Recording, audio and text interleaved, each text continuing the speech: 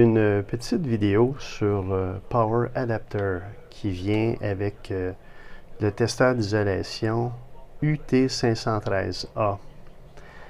Le hic du Power Adapter, c'est sa borne de connexion qui est européenne, 230 volts. Alors, le hic, c'est qu'en Amérique du Nord, on fait face à cette configuration-là. Un, c'est 120 volts, 60 Hz, pour aller à 230 volts, pour pouvoir alimenter le UT513A. Alors, il existe une solution.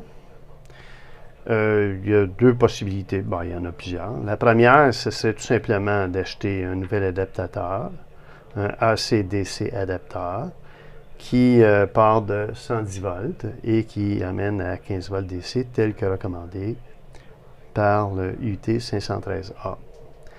La deuxième alternative consiste à utiliser un transformateur qui est un Step-Up Voltage Converter qui va prendre 110 volts et qui va monter ça à 230 volts. Allons voir ça.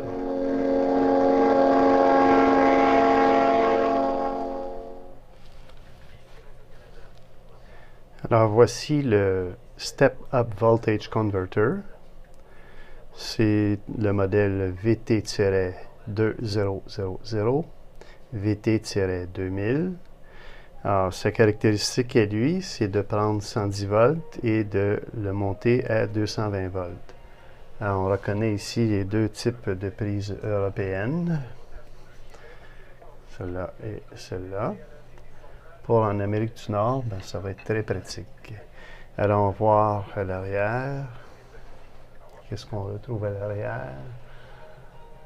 Alors, c'est les caractéristiques à l'entrée 110 volts, 120 volts, 50, 60 Hz, pour donner une sortie à 220 volts, 240 volts, 50, 60 Hz.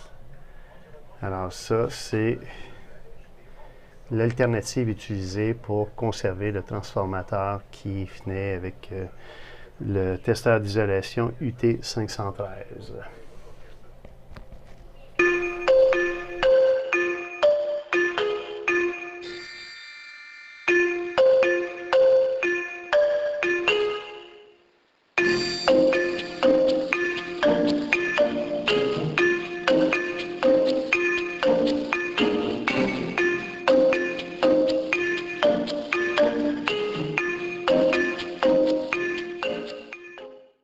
Table d'essai, là on retrouve le transformateur 110 à 220 volts, le AC/DC adaptateur qui lui va alimenter le testeur d'isolation, le UT513A.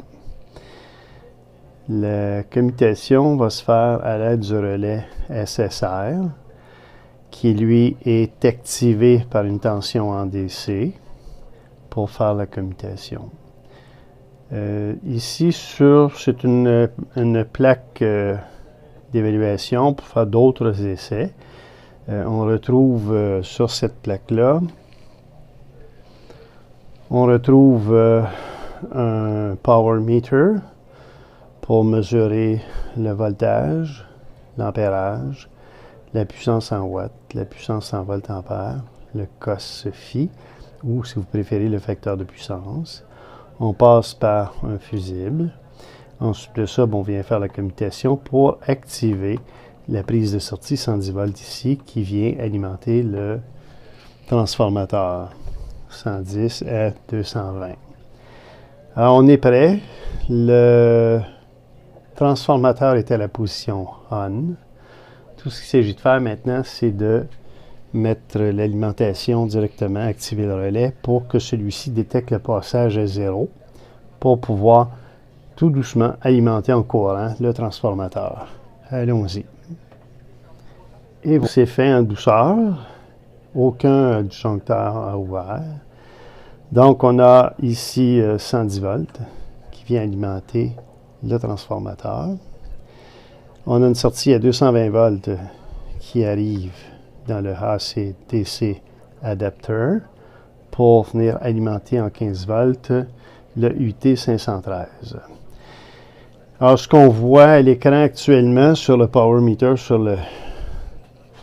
l'appareil de mesure en puissance, on a 119 volts, on a 120 milliampères, on a 9,8 watts, il y a 15,2 voltampères et un facteur de puissance de 0,6. Donc, on était à 9,8 watts. OK, on est maintenant prêt à alimenter le UT513A. Donc, on branche directement.